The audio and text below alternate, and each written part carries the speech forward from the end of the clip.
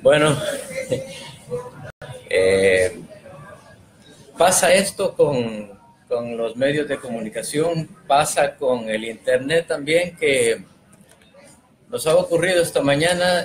Tuvimos una breve interrupción, pero estamos de vuelta. Francisco Alejandro nos estaba enumerando los libros que ha escrito. Probablemente quedó incompleta la información, ¿verdad? Pero al final nos estabas hablando de la saga de la libélula, que sale como consecuencia de la obtención del premio. Contanos, por favor. Sí, este es un libro que yo había escrito ya hace algunos años y que es el primer libro que corresponde a la saga del comisario Wenceslao Pérez Chanal. Es de cuentos también, ¿no? No, es una novela. Es novela. Es una novela que hice alevosamente centroamericana, porque es una novela que ocurre en casi todo el territorio centroamericano. Los personajes se desplazan por todos los países centroamericanos. Son 4 protagonistas, que uno es salvadoreño, el otro guatemalteco, el otro hondureño y un costarricense. Tal vez por lo extenso la novela no había tenido posibilidades de que fuera publicada en otras editoriales, y ahora cuando me habló Francisco Morales Santos y me dijo cuál novela, qué texto quieres publicar, entonces le dije, pues este. Entonces ya salió, ya era una novela que ya tenía yo ahí guardadita. Ajá. También había sido finalista en un certamen de literatura policíaca en España. Pues le tengo mucha confianza a esta mi novela. Qué bien. Y hablando del comisario Wenceslao, este comisario, bueno, me acabo de enterar esta semana que se está haciendo una publicación como en fases. Sí, por entregas. ¿Verdad? Por entregas. Contanos de esto, por favor. Sí, desde hace un par de años me habló Gabriel, uno de los se me acaba de ir el apellido de Gabriel, no es posible eso. Pero la cosa es que Gabriel me habló y yo tuve me habló para que primero saliera en el entonces siglo XXI, hace 2 años. A partir de que comenzaron a salir algunas novelas por entregas, luego me hablaron también en un par de portales, y precisamente hoy día otra vez en este portal que se llama República GT está saliendo, este domingo toca la 6ª entrega de una novela que se llama Si Dios me quita la vida, también protagonizada por el comisario. Eso ha sido excelente porque sí he tenido mucha gente que lo ha leído fuera del país y todo, y que está, incluso una vez me invitaron a un club de lectores que ellos leían todas las semanas la novela, y me invitaron para que hiciera una conferencia con ellos, y creo que ha sido muy buena la experiencia de publicar por entregas. Qué bien, sí, y eso nos hace recordar que en el siglo XVIII, creo yo, que empezaron, muchos autores lo hacían así, ¿verdad? En la prensa escrita aparecían fragmentos de lo que ellos, y más bien iba sobre la marcha, me parece. Ellos estaban creando y de una vez publicando. Sí, los casos más conocidos en el siglo XIX son los de Víctor Hugo y los de Alejandro Dumas, que ellos publicaban, iban haciendo las novelas conforme iban pasando las semanas, y tenían interacciones con sus lectores, porque los lectores llegaban con ellos y les decían, miren, este personaje por favor no lo vaya a matar. Aquí en Guatemala pasó con gente como Irizarry, que publicó El Cristiano Errante por primera vez, lo publicó en Colombia, entonces tuvo como acercamientos con los escritores, y José Mía, que también publicó en un par de periódicos que él dirigió, y que publicaba esas novelas por entregas, y la gente las coleccionaba. Es algo fabuloso. Aquí en Guatemala lo había hecho Mario Roberto Morales en los 90s, con una novela que se llama Los que se fueron por la libre, que salía todos los sábados, y ahora pues que están saliendo mis novelas también por entregas. Interesante. Yo tuve la posibilidad de leer, qué bueno que lo publicaron el enlace ahí en Facebook, porque rápido lo capté y me puse al día, pues leí los 4 capítulos o las 4 entregas que fueron publicadas hasta el momento. Mañana entonces sale a las 5 o a las 6, las 5. Sí. Las 5. Ya que estamos hablando de lectores, muchos sostenemos que un escritor no podría ser escritor sin antes ser un lector. Y algo he sabido sobre tu vida de lector que me parece que es extraordinaria. ¿Qué estás leyendo en este momento? Ahorita estoy leyendo una de las novelas de Simenon. Siempre leo a Simenon constantemente. Él escribió más de 400 novelas. Y hoy me llevo más o menos leídas unas 280. Entonces, siempre a fines de año regreso con Simenon y me leo al Inspector Maigret. Él es de novela negra también. Sí, creo que es el escritor más prolífico de novela negra. Un escritor que a los 17 años él es belga, ¿verdad? Uh-huh. Y se fue a París y su producción, por ejemplo, de 3 años de cuentos publicados en periódicos llegó a 3,000, publicada con 17 seudónimos.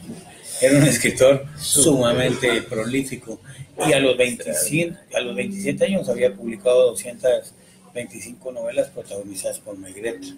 Y sus novelas, en realidad, es uno de los autores. Una novela corta la escribí en 3 días y una novela larga en 1 semana. En 1 semana. Tenía una habilidad, y si uno la lee, cada novela es espectacular. No son novelas hechas así de manera sistemática y con una fórmula, uh-huh, sino que son novelas muy, muy bien construidas. Extraordinario. En la literatura negra, la novela negra, ¿por qué se le dice negra? Hay dos situaciones por las cuales se les dice negra. En los años 30 en Estados Unidos salió una revista que se llama Black Mask, y autores de género negro de la novela policíaca. Pero no se llamaba policíaca porque el policía era el héroe del relato. Pero cuando salió esta revista Black Mask, que la portada era negra, uh-huh, se publicaban relatos de Chandler y de Hammett, de Horace McCoy, y eran relatos policiales. Entonces la gente asoció lo negro con lo suspenso. Y en Francia también, a principios de los años 20, como Noir es negro, ¿verdad? Y los crímenes ocurrían en las noches, entonces de ahí viene la relación de novela negra. Parece la teoría más aceptable, más lógica, ¿verdad? Y razonable. Bueno, ¿cuántas novelas o libros más bien te lees en un mes? Yo te puedo decir que por año me leo aproximadamente unas 160 novelas. Entre novelas y cuentos. ¿Cuántas? 60. 180 al año. 60. 160. Sí. ¡Qué barbaridad! Soy un lector voraz. No leo así por hacer récord ni nada, sino porque tengo mucha pasión por la lectura. ¿Para esto aprendiste la lectura rápida o no? No, de hecho soy una persona que lee despacio. Lo que pasa es que no miro mucha tele, ni ni tengo otro tipo de entretenimientos más que juntarme con los cuates a veces y platicar. Pero yo creo que si uno se disciplina, así como yo no soy disciplinado, pero para escribir y para leer sí lo soy. Entonces tengo mi espacio diario de 2 horas diarias en las cuales o escribo o leo. Pero la verdad es que en los momentos que tengo tiempo en el trabajo y todo, siempre trato de adelantar mis lecturas, ¿sí? Por eso me los leo. Algunas veces en los años he tenido que bajar, ya han habido años en los que no he tenido mucho trabajo laboral, digamos, que he podido leer más, pero en realidad me mantengo en un promedio. Un promedio, sí. ¿Alguna vez estuviste de bajón que solo te leíste unas 100? Pues sí, cuando estuve estudiando en Costa Rica, yo precisamente me fui a estudiar porque dije, con mi trabajo periodista no me da tiempo de escribir. Pero cuando me fui a estudiar, creo que es cuando más he podido leer. Y quizás los 2 años que me tocaron defender mi tesis, sí tuve que bajar un poco de libros, aunque leía muchos libros de teoría y de crítica. Entonces, por lo general sí me he mantenido leyendo. Y creo que cuando tengo depresión leo más. Sí. Bueno, yo me he dado cuenta también que si tengo algún problema que me está quejando, cuando empiezo a leer, el problema se me olvida.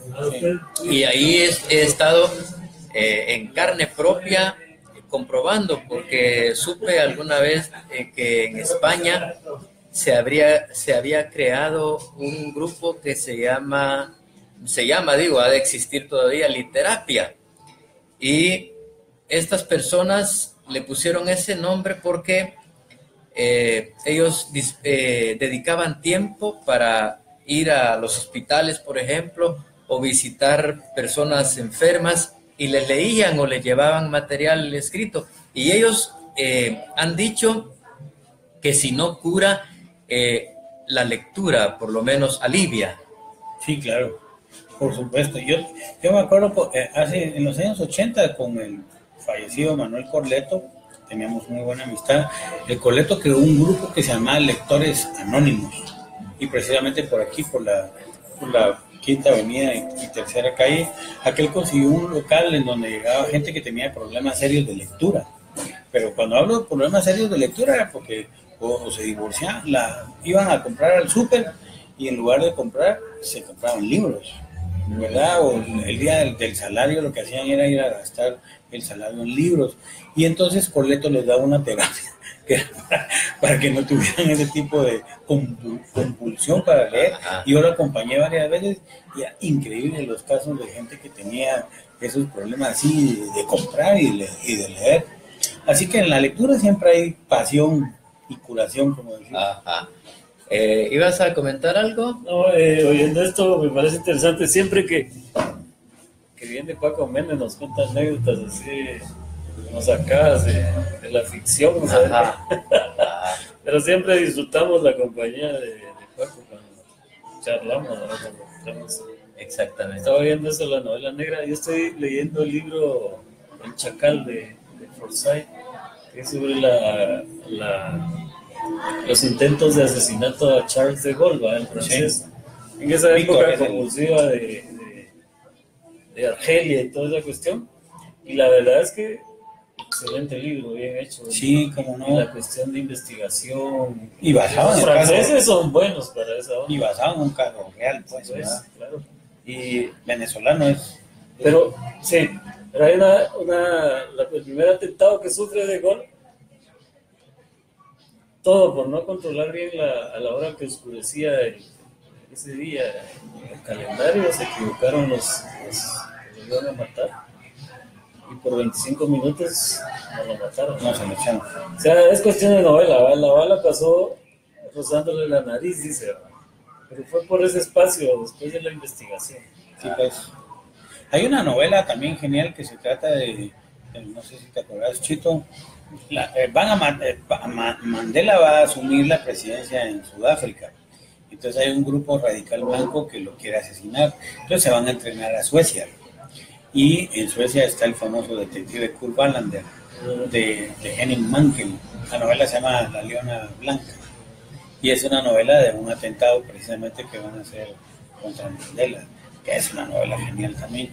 Yo no sé si ustedes recordarán, pero aquí hubo un caso muy de ficción en la época de Ramiro de León Carpio, que resulta que habían contratado a un francotirador que se hospedaba en este hotel Ritz, y habían alquilado un apartamento que, si usted ven del Ritz, hay un callejón directo hacia el balcón del palacio. Entonces, cuando él fue presidente, yo era reportero y me acuerdo que salió que había habido un intento de magnicidio. De hecho, fuimos y vimos el apartamento del Ritz estaba, pues, habían vestigios de que alguien había estado ahí.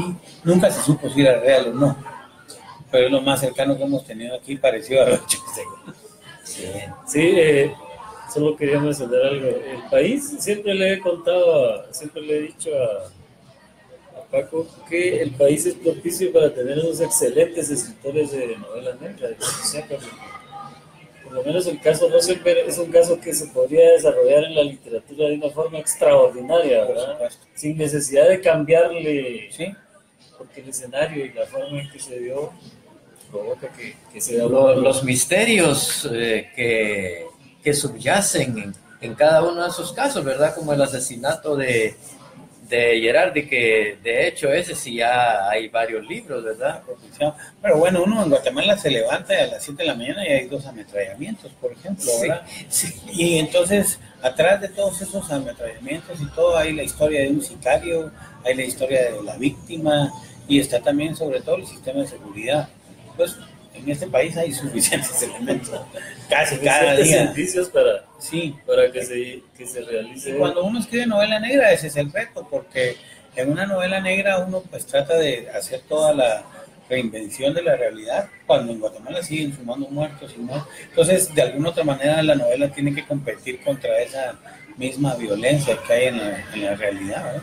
Claro, de repente ni habría gran comercio de esos libros por el hecho de que a diario vemos en los periódicos. Sí, fíjate, Vamos, el equipo investigativo del periódico de aquellos años cuando tenía esa, me recuerdo aquel caso enfrente de la Merced de la Antigua, de aquellos gatos que les asesinaron. sí, como no. El detalle de la nota que hizo Paola Hurtado, como que hubiera sido una novela. Una historia policial. De hecho, esto que nos está pasando ahorita le pasó a los gringos en los años 60, cuando la realidad era más importante que la ficción. Habían asesinado a un presidente, pues, tenían los clavos con Vietnam, y estaba el tenor de la Guerra Fría y la carrera espacial. ¿Y qué hicieron escritores como Truman Capote y como Hemingway y Norman Mailer? Escribir la ficción, pero a través de la realidad. Este género que se llama non-fiction. O sea, las novelas como A Sangre Fría o ¿cómo se llama la otra? Norman Mailer, La Canción del Verdugo, son novelas que tomaban de la realidad, porque ellos se dieron cuenta que en realidad la ficción en ese momento no tenía como mucha relevancia. Y creo que eso pasa también mucho aquí, ¿no? Y de ahí viene esa frase que también un canal de televisión ha utilizado, ¿verdad? La realidad supera la ficción. Sí. Es que la mera verdad es que como que lo que estás diciendo, ¿verdad, Chito? Viviendo en este trajín diario, en esta Guatemala, pues como que estuviéramos leyendo esas novelas policíacas de las que estamos hablando, ¿verdad? Sí. Pues bien, estamos en Letras en Directo, conversando con Francisco Alejandro Méndez, el Premio Nacional de Literatura. Y como lector, como escritor, ¿cuáles son las horas? ¿Escoges algunas horas, dedicas algunas horas específicas en las que, no sé, la inspiración es la que te llama? ¿O cómo funciona tu...? Por lo general ando inspirado todo el día para escribir. Qué bien. De hecho, yo quisiera dedicarme solo a escribir, pero como tengo mis compromisos pues de trabajo, mis compromisos familiares y mis compromisos con mis perros, entonces realmente la hora que encuentro yo para poder escribir es de 1 a 3 de la mañana. Eso lo hago pues, periódicamente, por no decir religiosamente. Es la hora en la que todo el mundo está durmiendo en la casa, en la que ya nadie te está llamando por teléfono, ya no tenés cuestiones del trabajo. Entonces yo me puedo acostar muchas veces a las 10:30 y me levanto a la 1:45, y de 1 a 3 me dedico a escribir, sobre todo con el comisario. Cuando no, pues me pongo a leer, a las 3 me acuesto y ya en la mañana pues ya me levanto normalmente. Porque no tengo las otras horas, pues no me gusta escribir así por ratitos, sino que me gusta dedicarle un poco de tiempo en este caso al comisario, ahora que estoy terminando una novela de él. Entonces es la hora que he encontrado, me parece una hora adecuada. Entonces, ya no esperas que el comisario te toque la puerta a la 1, sino que vas y le abrís. Yo lo despierto a él. Excelente.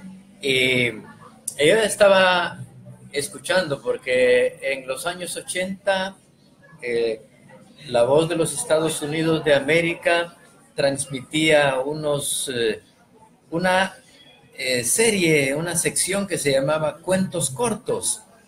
Y ahí recuerdo haber escuchado uno que se llamaba Los mensajeros de Dios tienen barbas, algo así se llama. Y aparece dentro de ese cuento una niña hablando, eran escenificados, ¿verdad?, dentro de la radio. Y ella cuenta en una de esas partes que está leyendo a Alejandro Dumas y que lee a razón de maní por página. Tiene el hábito de estar comiendo maní y de estar leyendo. ¿Cómo pasa con tus hábitos? ¿Estás comiendo algo, bebiendo algo? Bueno, lo que más me gusta a mí cuando escribo es poner música. ¿verdad? Normalmente me gusta mucho la música clásica, me gusta mucho el blues, pero cuando escribo del comisario sí tengo que cambiar de rollo, porque al comisario le gusta mucho la salsa, entonces oigo mucha salsa y todo, especialmente cuando son escenas donde amerita ese tipo de música. Hay veces sí me gusta tener ahí un rico queso y irme lo comiendo por partes, pero no, las manillas se las dejo al comisario porque él come mucho maní garapiñado. Ajá, excelente, gracias. ¿Verdad? Entonces, de vez en Maní cuando. garapiñado. Sí, el comisario anda siempre con sus bolsitas, es uno de sus vicios. Los bocaditos. Sí, en mi caso, pues yo casi siempre, pues de repente algún rico queso. No me gusta echarme los tragos cuando escribo porque quiero estar completamente lúcido para escribir. Pero si tengo por ahí un par de gaseosas o algo así, pues sí me las tomo, ¿verdad? Ajá. Con leche. Excelente. Yo quiero contarte también que tengo una novelita que se llama El volumen del misterio. Y cabalmente me ocurrió la experiencia de que sentí la necesidad como para que me diera ritmo interno también de escuchar cierta música y escogí al grupo Enigma, que creo que es alemán, con esos temas como Mea Culpa y otros, ¿verdad? Y exactamente sentí que el ritmo que me daba la música, ese ritmo yo se lo estaba imprimiendo también a la novelita. ¿Cómo no?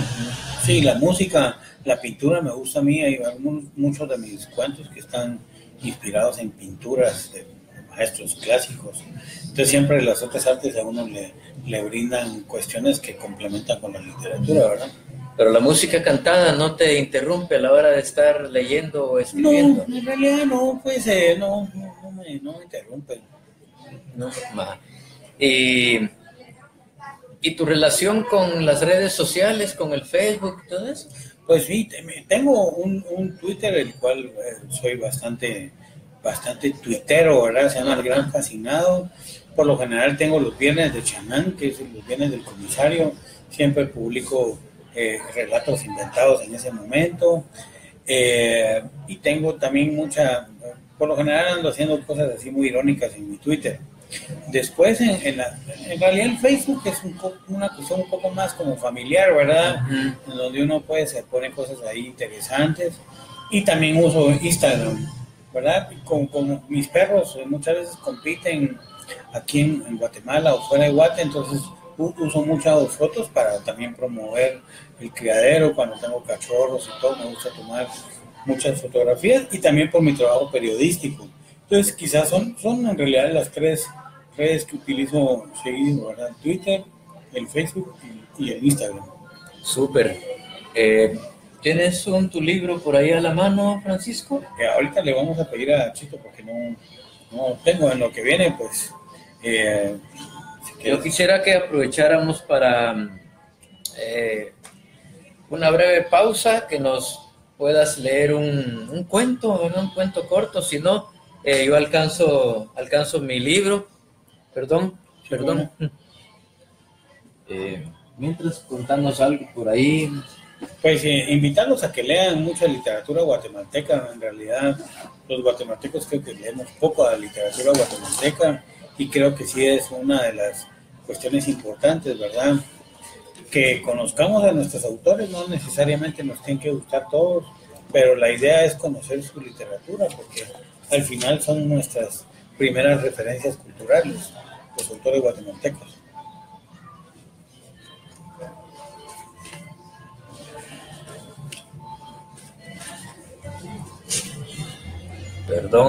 Perdón que me atraviese por aquí.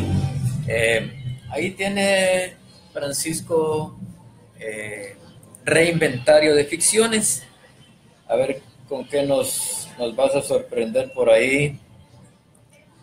Uno corto, ¿verdad? Uno corto, ajá, para retomar luego la charla, porque y más adelante también Chito me había comentado, a ver si se acercan por acá, que quieren aprovechar un par de minutos, los del grupo Quemoc, es un grupo que me contaba él que en algunas ocasiones se han reunido aquí con con Paco para hablar de literatura, ¿verdad? Para estarse alimentando y retroalimentando de la misma. Esperemos que vengan ellos todavía, por lo menos ya está Chito, ¿verdad? Y habrá oportunidad de hablar al final.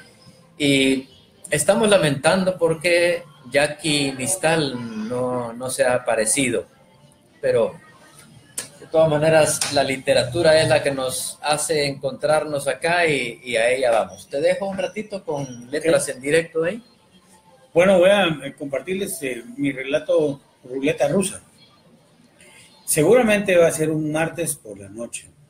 Ese día me habré levantado un poco más tarde que de costumbre. Orinaré hasta quedar exprimido y de regreso a mi tibia habitación apagaré el televisor que ofrece muchos anuncios de máquinas para hacer ejercicios en la bañera. Desayunaré 2 huevos tibios con una rodaja de pan tostado. En la mesa leeré un fragmento de Los pasos perdidos de Alejo Carpentier. Más tarde rasgaré un poco mi guitarra y tararearé algo parecido a No Sun Coming Through My Window.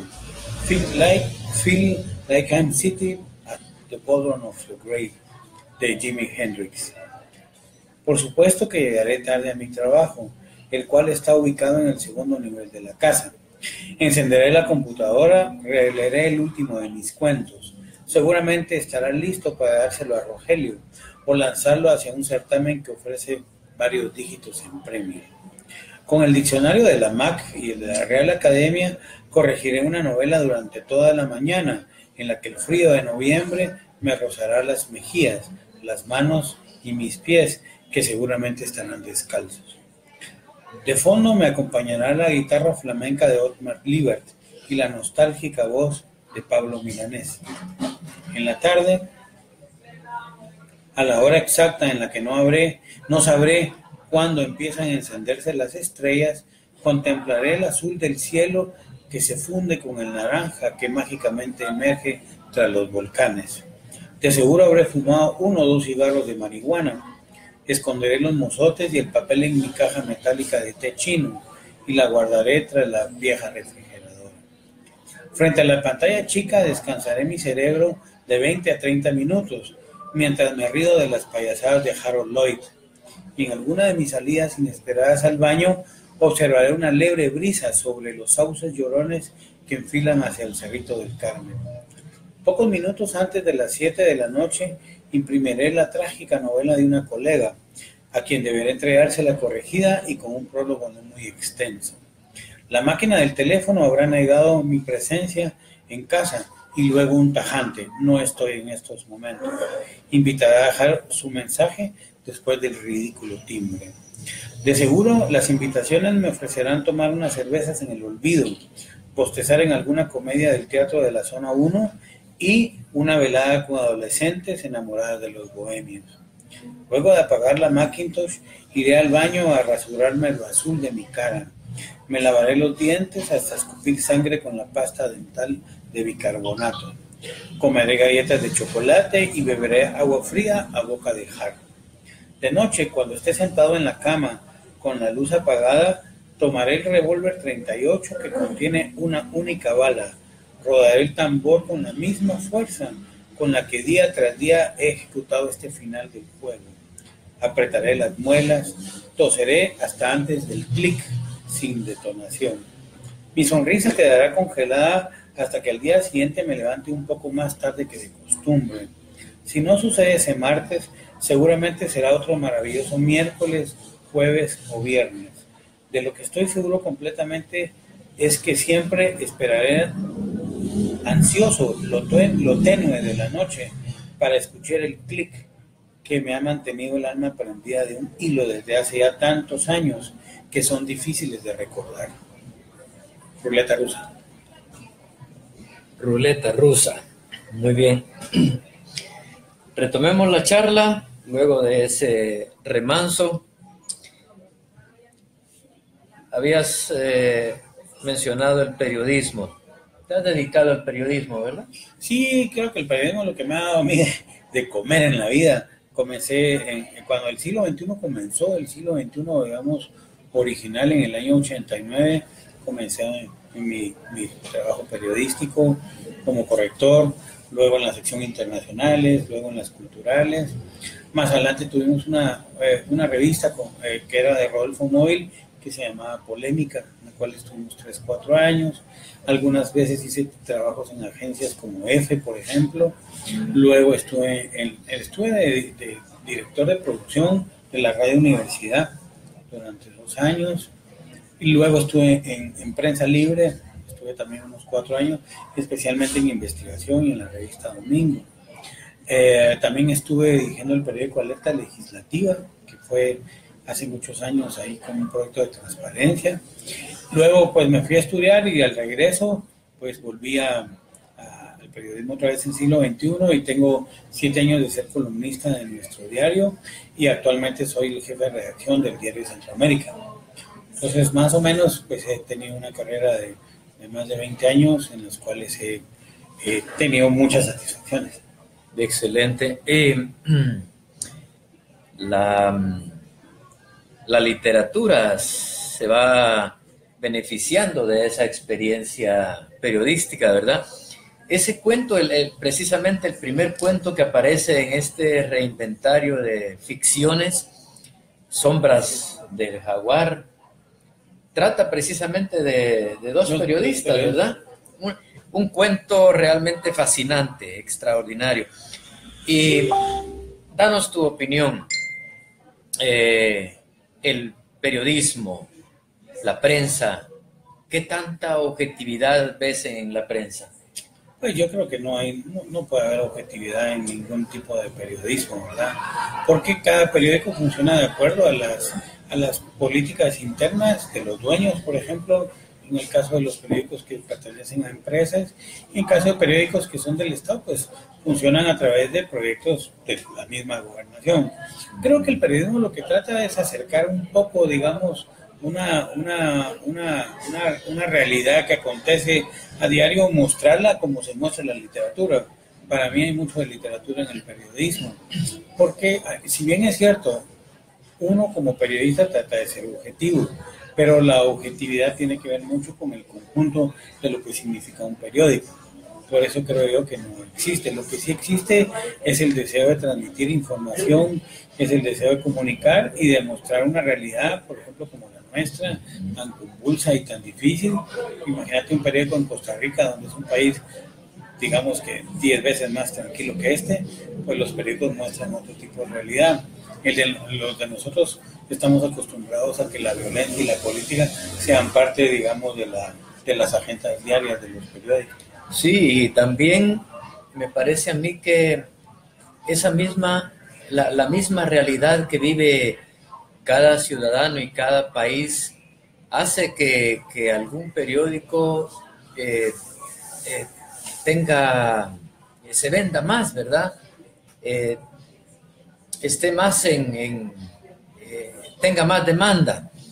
Y a mí me parece que eso ocurre con nuestra Guatemala porque el amarillismo y esa violencia que se vive a diario hace que la gente esté consumiendo mucho nuestro diario. Que nuestro diario es el medio que más penetración tiene en Guatemala. Sí. Los tirajes son mayoritarios, es el que más se imprime y el que más consume el ciudadano. Creo yo que tiene que ver con la cultura también del guatemalteco. Pero fíjate que también en otros países los periódicos que más se venden son los periódicos que tienen un corte más o menos de este tipo. Y entonces digamos que lo que te das cuenta es que no es que la gente responde a las agendas de los periódicos, sino que es al revés, ¿verdad? Los periódicos responden a lo que la gente demanda, ¿verdad? Y ahora digamos en los periódicos se le da mucha más importancia, por ejemplo, a la fotografía, porque la gente lee menos. Está comprobado que la gente lee titulares, ve fotografías y de repente lee el primer párrafo de una noticia.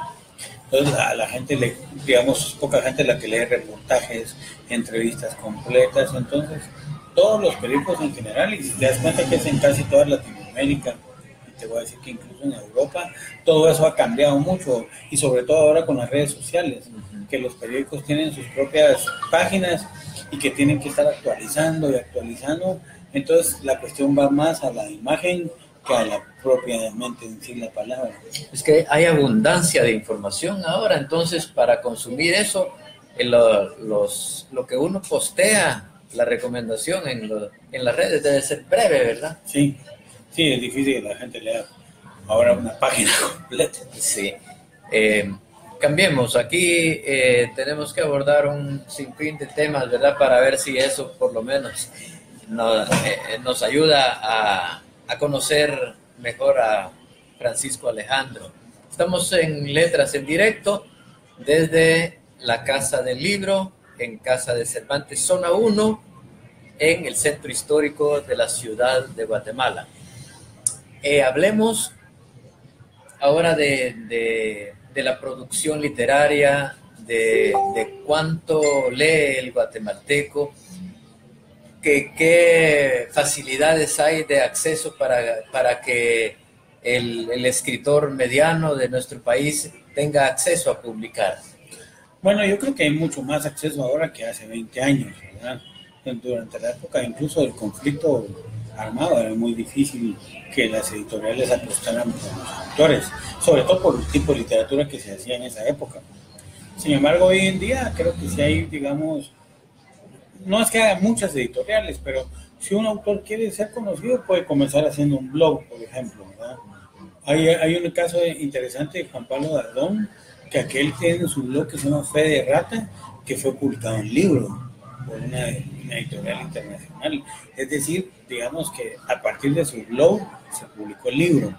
Entonces, y también hay algunas editoriales como Sopilote, como Alambique, por ejemplo, que son editoriales pequeñas donde pues, ofrecen oportunidades de publicar. Y también están las editoriales pues oficiales, las grandes, algunas en las que la gente tiene que pagar y entonces te llevan a una feria, te consiguen un traductor, es decir, hay para todo tipo. Pero yo sí creo que hay posibilidades ahora de publicar. La misma editorial Cultura ha publicado autores que antes nunca habían publicado libros.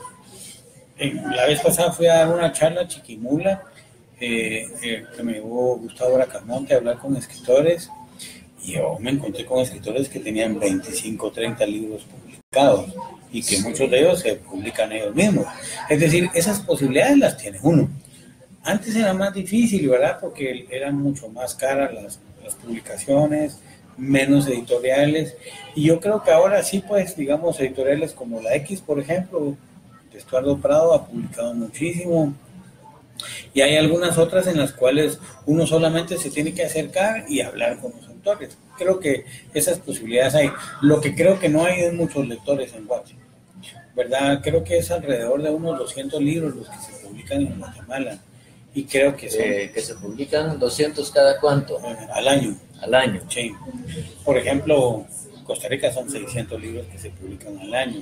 Eso tiene que ver con la demanda entonces, mientras más lector, sí, más porque, producción. Por ejemplo, uno de autor, yo llevo más de 25 libros publicados y yo no tengo un grupo de lectores, así que digan, soy lectores de Francisco Mena. Posiblemente de Rodrigo Reyes así los tenga. Pero digamos que no es como en otros países, que en España la gente, hay lectores de tal y tal autor. Aquí por lo general son los familiares, los mismos amigos escritores que nos leemos entre unos y otros, pero es muy difícil que uno tenga un potencial lector. Y creo que es porque hay varias razones. Una de ellas es que el guatemalteco no lee mucha literatura guatemalteca. Otra también es que aquí no se cree mucho en el artista nacional.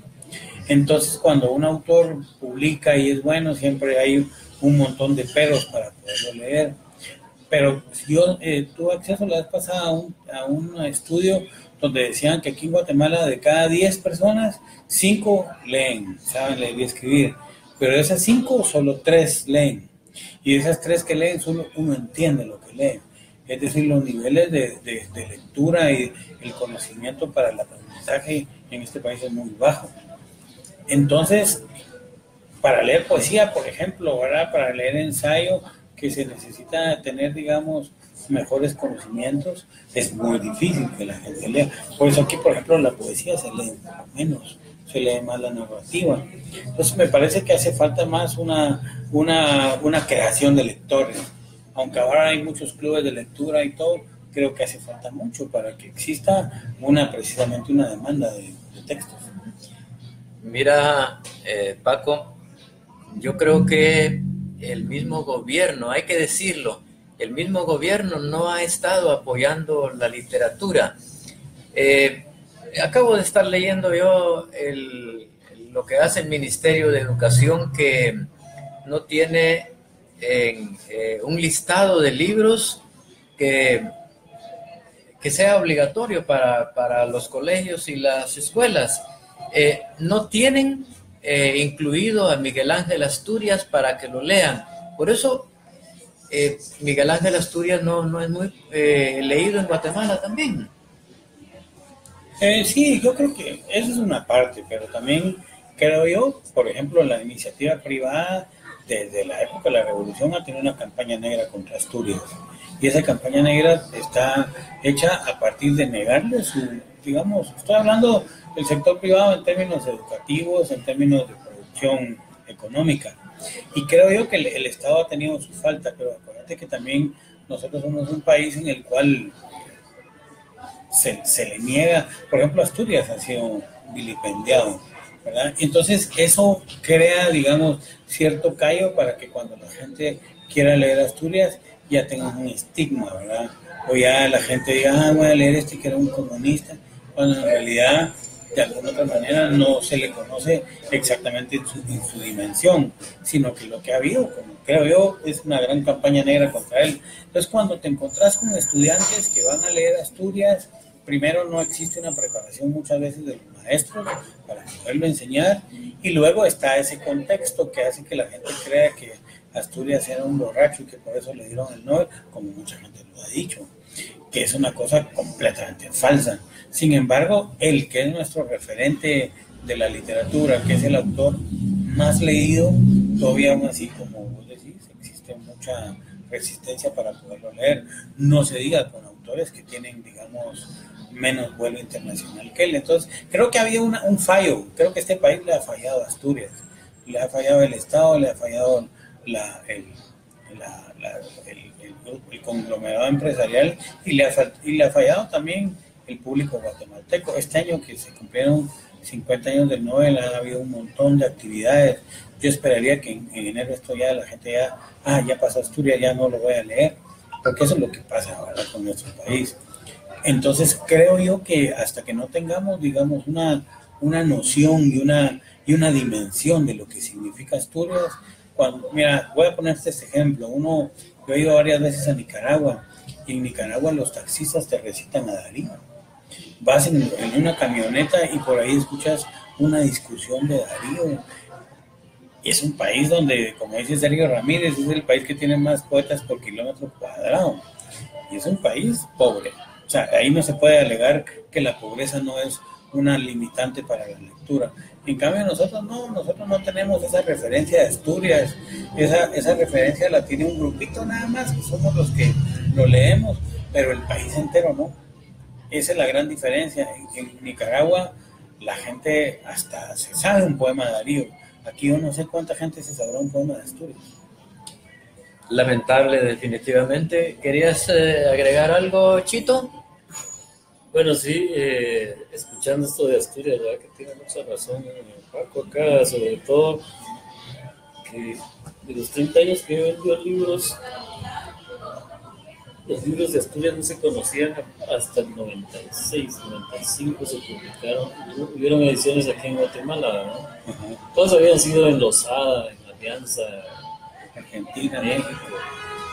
Pero era tal la como tirria que tenían programada de plano por los gobiernos dictatoriales, sobre todo su relación con el hijo, que era comandante de la Borpa, y todas esas cuestiones que marcan, ¿verdad? Sobre todo en esta sociedad guatemalteca donde uno anda metido en otros niveles, otras ideologías, rápido es atacado y llegado, ¿verdad? Entonces, la obra de Asturias hasta ahora, este año, que hubieron un montón de cosas, un montón de interesantes, realmente más hubieran hecho. Yo le preguntaba a Paco Morales, ¿por qué no publicaron las obras completas de Asturias? Sí. En esos volúmenes como en El Salvador, que publicó Sí. Roque Dalton, los 3 tomos de la La poesía. de la Dirección General de Publicación. Valía la pena. O aquí todos los tomos de la poesía de Torné Castillo. Sí. No hay ciertas cosas que se quedan ahí como escondidas, y más para los estudiantes que van a romper generacionalmente, no lo van a conocer. ¿Va? No, pues. Vamos a Torné Castillo, había un rompimiento, la mayoría de todos no lo conocen. O sea, no lo Y eso buscan. que es nuestro gran poeta, digamos. Entonces las dimensiones para abajo, digamos, para otro tipo de poesía es menos y menos conocida. Eso es lo terrible, ¿verdad? Eso es lo terrible porque el año pasado y pues a principios de este año estuve en París haciendo un trabajo sobre los manuscritos de Asturias. Y en Francia, cuando me preguntaban qué andaba haciendo yo y les contaba de Asturias, me decían, el señor presidente. O sea, una referencia, claro, él vivió ahí en los 60, ¿verdad? Imagínense, después de tantos años, todavía, en cambio aquí en Guatemala todavía está ese estigma tan espantoso, ¿verdad? En España, en tiempos de Franco, hubo una anécdota interesante, porque en ese país había unos censores culturales que eran los que, vamos, llevaban libros de Francisco Méndez Betts y eran propicios para que la población los leyera. O sea, tipo de censor. Entonces, está la anécdota de que tenía el de 100 años de soledad, señor presidente, y el de Vargas Llosa, para ver si los ponían en la... Ya quemaron librerías, mataron libreros, fue terrible, pero cuando le llegó el turno al señor presidente, el censor, además que los censores no eran cualquier expresión, ellos leían. Entonces dice, una novela en una república dictatorial con un tirano, pero muy bien hecha y muy bien escrita. Entonces le dieron el beneplácito para que pasara a ser parte de... Pero aquí nada de eso. Aquí, pues, pero también está el hecho de que a la gente no le interesa, o sea, en general. Sí, yo creo que una forma para acercar a un público chapín sería hacer películas, hacer cómics de Asturias, ¿verdad? Hacer películas del señor presidente, de Mulacalcal, por ejemplo, ¿verdad? Porque esa es una forma, creo yo, visual que no es lo correcto, pero creo que es una forma de acercar, porque mucha gente hoy, digamos, ve más televisión que lee, ¿verdad? Ve más cine que lee, lo cual no es malo, pero sí es malo en términos de que no hay una formación literaria. Pero si hicieran películas de él, yo estoy seguro que como pasa con esa cuestión de Harry Potter y de los vampiros aquellos, que después la gente, después de ver las películas, se van a leer los libros. Eso podría ser una forma, digamos, es un gran éxito. De poder acercar la obra, ¿verdad? Pero tampoco creo que haya mucha gente interesada, lástima, en hacer películas de Asturias, o de José Mía, por ejemplo, ¿verdad? O de Gómez Carrillo, porque eso sería genial. Bien,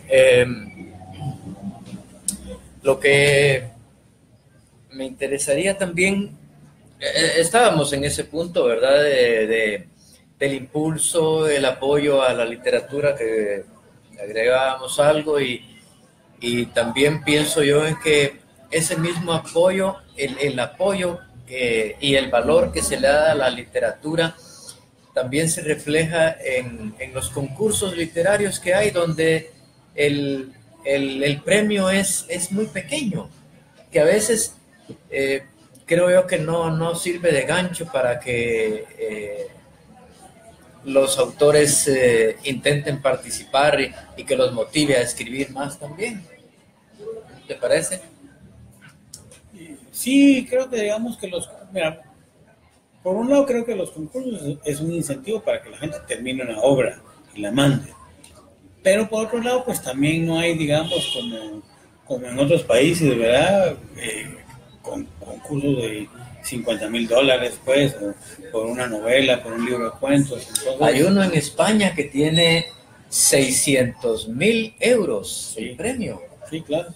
Sí, es exorbitante el premio.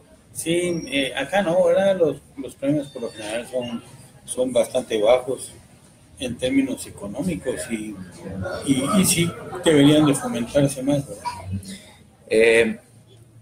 De Latinoamérica, ¿quiénes, según tu criterio, son los autores más grandes actuales? En la actualidad, sin lugar a dudas, Leonardo Padura, ¿verdad? A mí me parece ser un autor cubano excepcional, no solo de novela negra, porque tiene su serie del comisario Mario Conde, pero tiene una novela que se llama El hombre que amaba a los perros, que es extraordinaria, ¿verdad?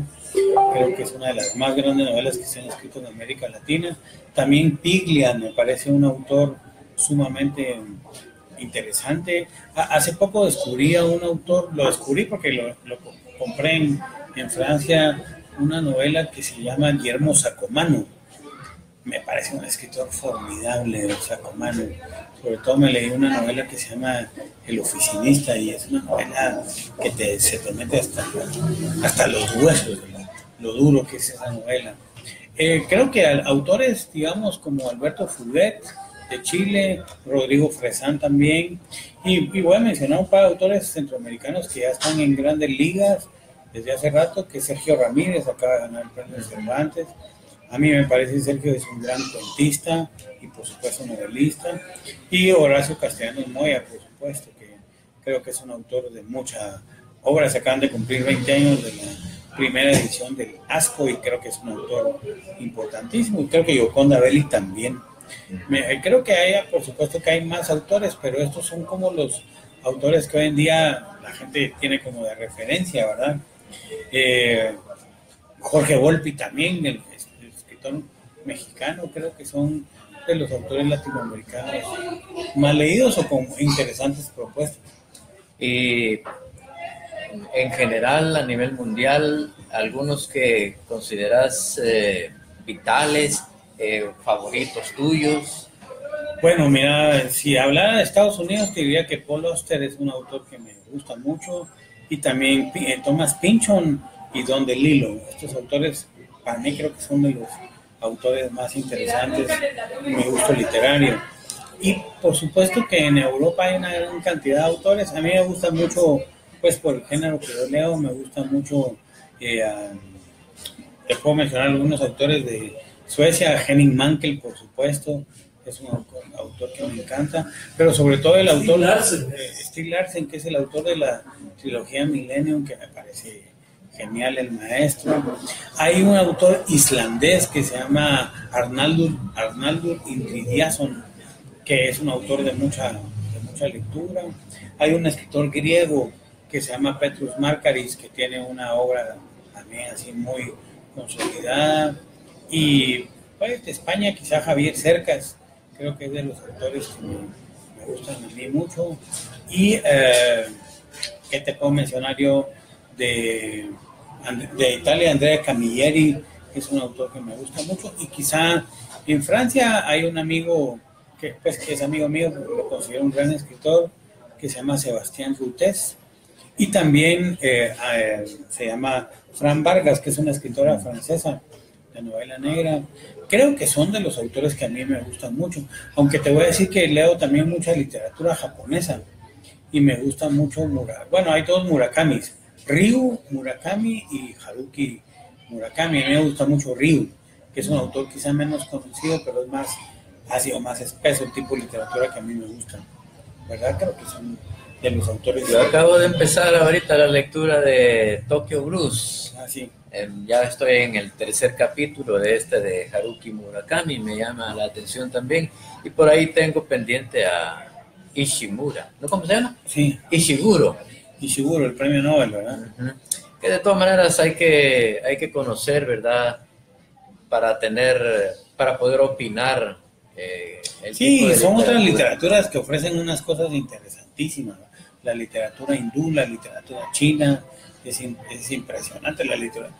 Yo di el año pasado un curso de literatura africana en la universidad y es interesantísimo los autores que uno puede descubrir. Sí. Vamos llegando al final de esta charla con Francisco Méndez.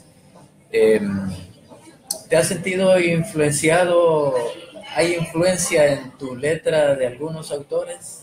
Pues ojalá las hubiera. A mí me encantan mucho dos autores que son de mis grandes favoritos, es Dashiell Hammett y Raymond Chandler, que son autores que yo admiro muchísimo. Por supuesto que me gusta Cortázar, me sigue gustando Cortázar. Hay un autor que yo quisiera escribir como él algún día, que se llama Rubén Fonseca, que es un escritor brasileño, que me encantaría, ¿verdad?, tener influencia de él, o de Bukowski, por ejemplo, ¿verdad? Siempre he sido bukowskiano, pero uno de alguna otra manera se nutre con esos autores, ¿verdad? Y luego transforma un poco el legado que ellos les dan y los convierte uno en algo propio, pero yo creo que mis cuentos siempre Cortázar ha sido un escritor que he admirado mucho y lo he leído mucho, y cuando uno lee muchos autores, pues algo se le va pegando, ¿no? Sí. Para los escritores que están ahorita con nosotros en Letras en Directo, ¿puedes compartirles algo que les pueda ser de utilidad, algunos consejos, qué sé yo? Bueno, pues no son mucho dar consejos, lo que yo sí creo es que hay algo que me pasó a mí y es creer en uno mismo, ¿verdad? Yo me acuerdo que la primera vez que enseñé mis cuentos a un grupo de escritores, que no voy a decir su nombre, me rechazaron y me dijeron que los cuentos no servían, que había que quitarles el final, que había que quitarles el inicio, y menos mal no les hice caso. Y quitarle lo de en medio. Y que los verbos estaban mal conjugados. Entonces uno, por lo general en este país, al principio recibe siempre mucho rechazo. Y también cuando le va bien recibe mucho rechazo, porque somos guatemaltecos que tenemos una forma muy convulsa. Creo que es muy importante uno ser terco, ¿verdad? Ser terco y creer en lo que uno se ha propuesto. Las críticas de los demás a uno les debe, como decía Serrano Elías, valer guango, ¿verdad? Porque al final de cuentas es poca la gente que es sincera con uno. Es poca la gente que te va a decir, mira, por lo general hay muchas envidias, ¿verdad? Entonces, lo que yo pienso es que uno para fortalecerse y crecer uno espiritual e intelectualmente, hay que prepararse mucho, hay que leer y volver a leer otra vez, y sobre todo tener la confianza en que uno puede hacer algo, porque cuando uno es joven y comienza a publicar o a escribir, uno está muy inseguro, ¿verdad? Entonces no sabe, pero ahí sí que los que mejor saben son los lectores. Yo he tenido cuentos que pienso que son los más lindos, digo, y cuando en realidad la gente menos lo va a leer. Entonces, al final de cuentas, hay que confiar en los lectores, que los lectores sean los que le digan a uno, bueno, mira, espero otro libro tuyo, y que no sea aquella gente que en realidad lo que quiere es aplastarlo a uno. Sí, pues bueno, te voy a pedir de favor que nos leas otro relato, sí, por favor, y con este vamos despidiéndonos de Letras en Directo. Te voy a dejar solo con la audiencia. Gracias, Paco. A vos, muchas gracias.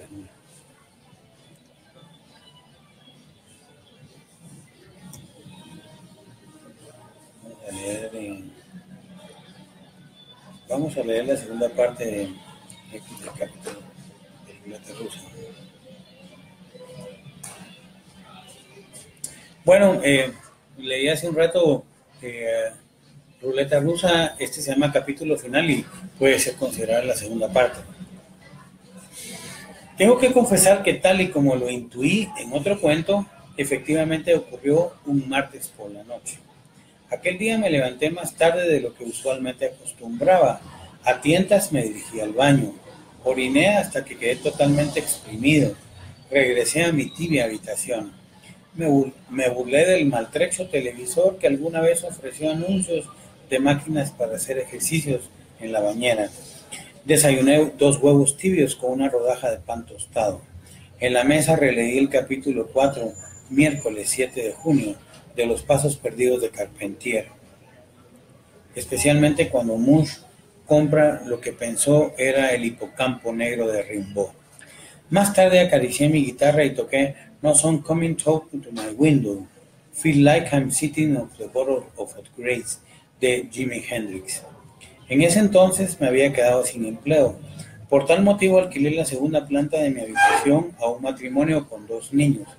Finalmente quedé sin computador, porque la cola de un rayo ingresó por el tomacorriente y lo destruyó al instante. Tomando en cuenta que ya no tuve herramienta alguna para producir, decidí no volver a escribir cuentos ni a concursar en certámenes, aunque aún continuaba ofreciendo varios dígitos en premio. Ya se sabía el nombre de los ganadores 2 años antes de cada convocatoria. Tampoco escribí novelas, pues desde que publiqué la última supe que no tendría nada más que decir. Noviembre pasó desapercibido, porque tras el cansancio suceso que relataré al final, decidí no salir más a la calle. Algunos opinan que no es válido aludir a cuentos propios, pero como lo que digan los demás no es precisamente una de mis mayores preocupaciones, recurrí por eso a ruleta rusa. En esa narración contaba que ese día fumaría 1 o 2 cigarros de marihuana, realmente fueron más. Para escribir este relato tampoco he podido prescindir de fumarla. Mi caja metálica de té chino, herencia de un viaje oriental, permanece escondida dentro de la vieja refrigeradora que tiene varios años ya de no funcionar. La actual contaminación me ha impedido observar el azul del cielo de volcanes que ya no caben en el dintel de la ventana. Le resalta más el terracota de la devastación que el verde vegetación. Olvidé contar que ya no me río de las payasadas de Harold Lloyd, porque como no menciono al principio, el televisor tampoco fue víctima de la cola de un rayo. De los árboles no hablaré porque todos han desaparecido. A la avenida que conduce hacia el Cerrito del Carmen solamente le queda el nombre, mas no así una arboleda alguna. Prometí no volver a escribir ningún prólogo a textos de amigos, escritores jóvenes o consagrados, así que he rechazado ofertas de redactar alguno. También tomé la determinación de no leer más literatura. He regresado a la química, como siempre lo quise hacer. Afortunadamente nadie llama por teléfono, desde que tomé la sabia decisión de donar el aparato y la línea a un asilo de ancianos. Tal parece que a los viejos les gustó la máquina contestadora que los niega en los momentos más oportunos. No estamos en estos momentos. Continúa diciendo y luego invita a dejar su mensaje después del ridículo timbre. Desde que murió Irma Yolanda, prometí no volver a ir a tomar cerveza al olvido. Del teatro estoy totalmente curado, pero de las adolescentes no. La barba me ha crecido lo suficiente como para resistir el ataque de una máquina de afeitar. He perdido los dientes, por lo que también desistí de usar algún cepillo. Durante la noche, cuando me senté en la cama y apagué la luz, volví a sostener el revólver 38 con una única bala. Rodé el tambor y me llevé el arma a las sienes. Ya no apreté las muelas ni tosí antes del ¡bam! Mi sonrisa quedó congelada hasta el día siguiente, cuando los inquilinos descubrieron mi cuerpo un poco más tarde de lo que acostumbraban a bajar todos los días. Muy bien, gracias. Para cerrar, solo hago el recordatorio que el próximo sábado va a estar acá con nosotros el poeta Gustavo Bracamonte. Hasta entonces. Gracias, Francisco. Bueno, muchas gracias.